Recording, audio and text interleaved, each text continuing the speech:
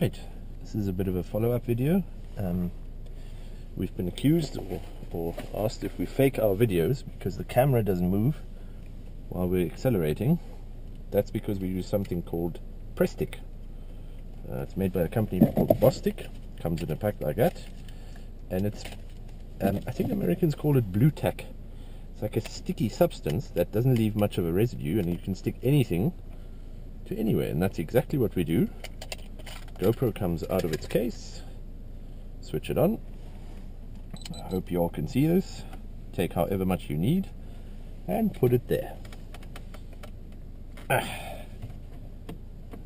if that's not enough, or the angle isn't wide enough, just reset it and you can put it there. And sometimes you'll see that the steering wheel moves. So that is Prestik, or blue tack, and that is the reason why the camera never moves in our videos. Thanks for watching, and please subscribe.